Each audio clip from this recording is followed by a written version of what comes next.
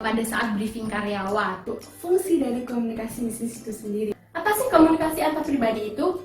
Oleh karena itu, pesan bisnis harus diterima. Selanjutnya, setelah ada kesalahpahaman dalam komunikasi bisnis,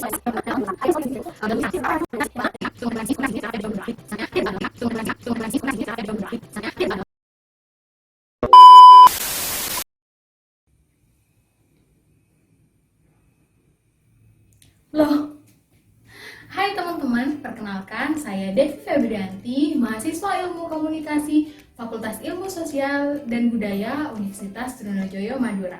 Di sini saya akan menjelaskan mengenai komunikasi bisnis corporate.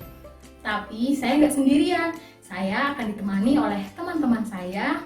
Yuk kenalan dengan rekan-rekan saya.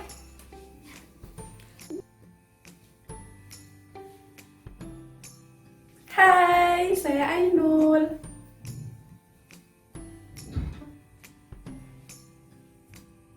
Hai, perkenalkan nama saya Dea.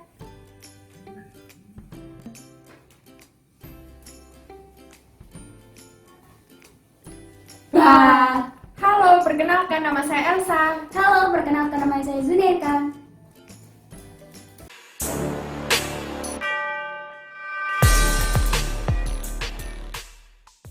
Baik, untuk materi pertama saya akan memaparkan mengenai pengertian komunikasi bisnis dan juga bentuk dasar komunikasi bisnis. Langsung aja kita ke materi yang pertama ya. Untuk pengertian komunikasi bisnis adalah komunikasi yang digunakan dalam dunia bisnis yang menyangkut berbagai bentuk komunikasi yang ditujukan untuk mencapai tujuan tertentu.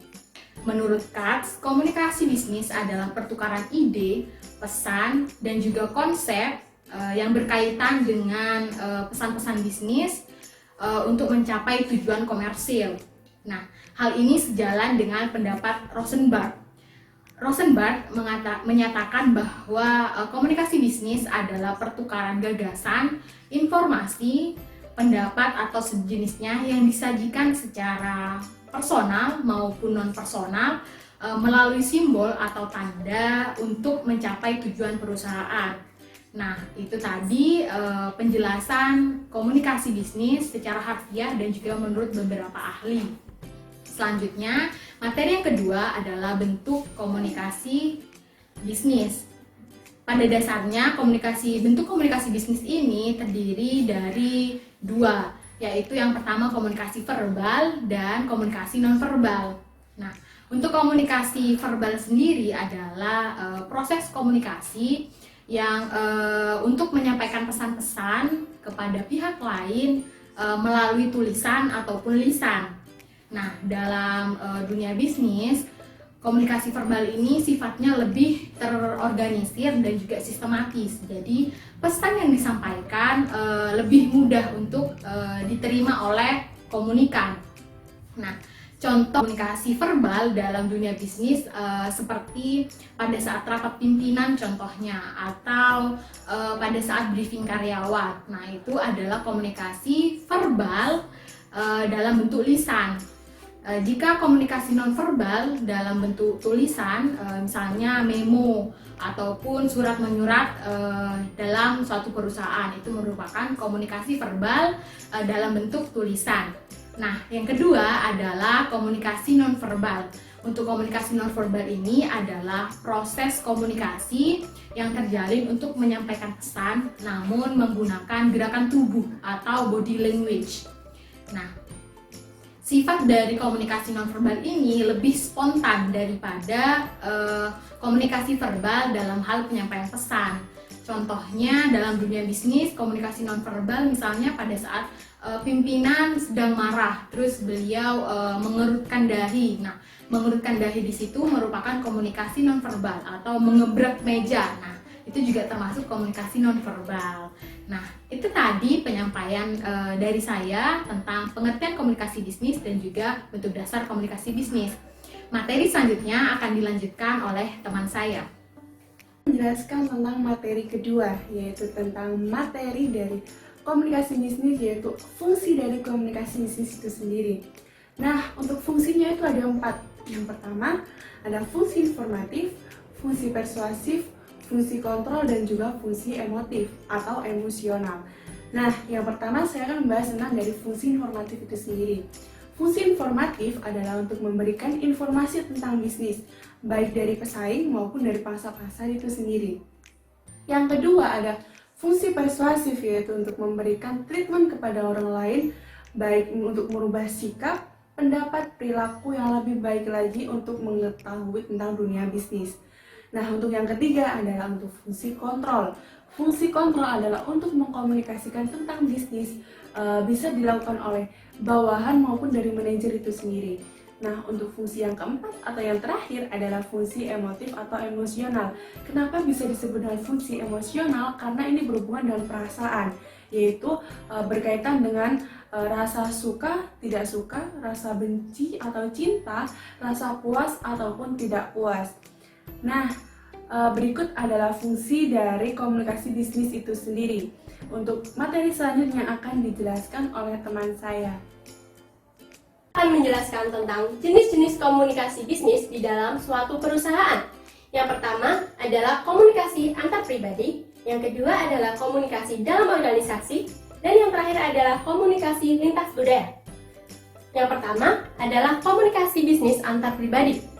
Setiap individu dalam suatu organisasi maupun non-organisasi tidak dapat dipisahkan dari suatu komunikasi antar pribadi.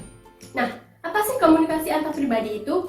Komunikasi antar pribadi adalah komunikasi yang dilakukan seseorang dengan orang lain dalam suatu masyarakat dengan menggunakan media komunikasi tertentu dan bahasa yang mudah dipahami untuk mencapai suatu tujuan tertentu. Kemudian, tujuan dari komunikasi antar pribadi adalah yang pertama, menyampaikan informasi. Yang kedua, berbagi pengalaman. Yang ketiga, menumbuhkan simpati. Dan yang keempat, menumbuhkan rasa kerjasama. Yang kelima, menceritakan kekecewaan atau kekesalan yang biasa kita sebut dengan curhat. Dan yang terakhir adalah menumbuhkan motivasi. Yang kedua adalah komunikasi dalam organisasi. Organisasi adalah sekelompok masyarakat yang saling bekerja sama untuk mencapai suatu tujuan tertentu. Nah, dalam konteks ini, organisasi itu adalah suatu perusahaan. Menurut Wiryanto, komunikasi organisasi adalah pengiriman dan penerimaan berbagai pesan organisasi di dalam kelompok formal maupun informal dari suatu organisasi. Secara umum, komunikasi mempunyai dua fungsi penting di dalam organisasi.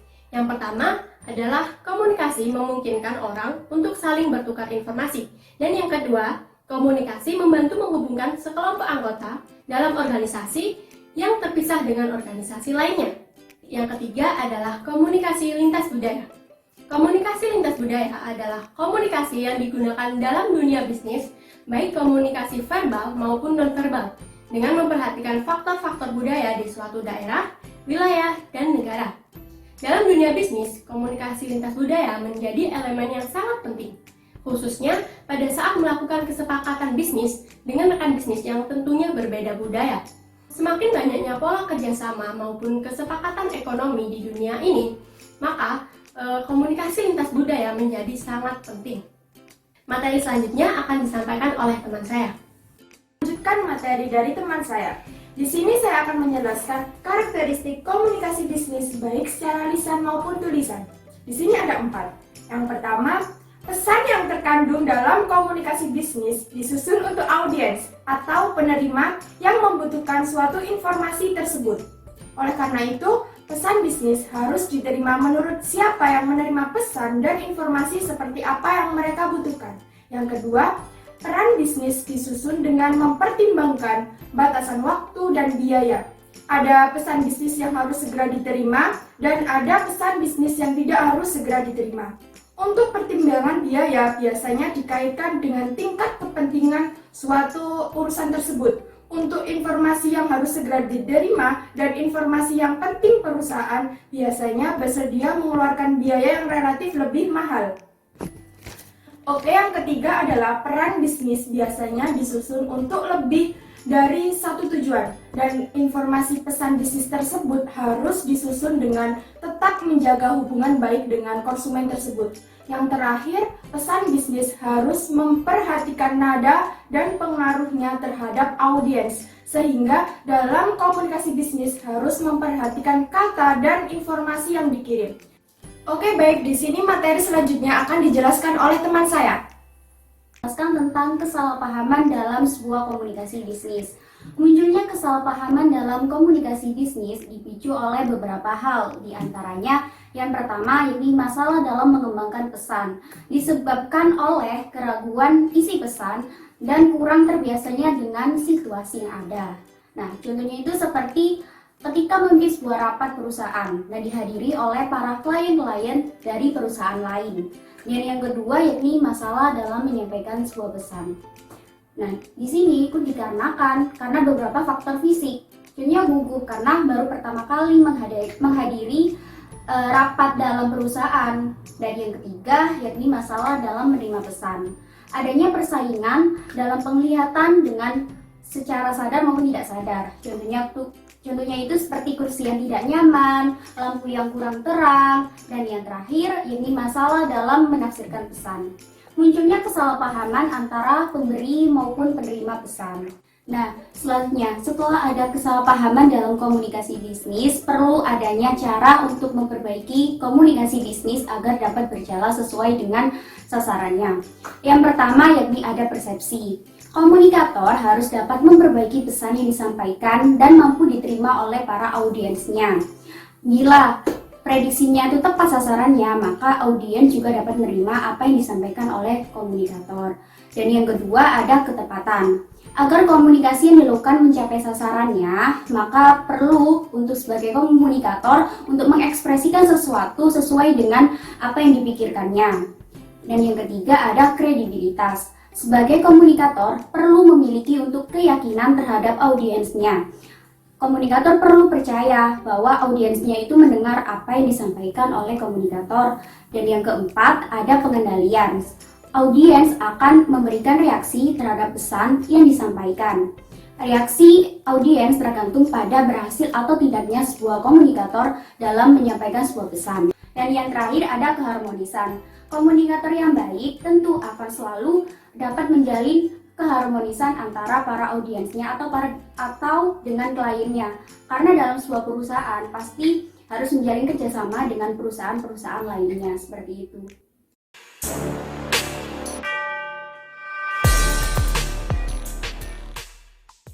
Nah, gimana teman-teman? Udah paham apa belum? Itulah beberapa hal yang perlu kalian ketahui tentang komunikasi bisnis corporate. Mohon maaf apabila ada salah satu dua kata dari kami undur diri. Wassalamualaikum warahmatullahi wabarakatuh. Salam tabah sampai akhir. Yeay!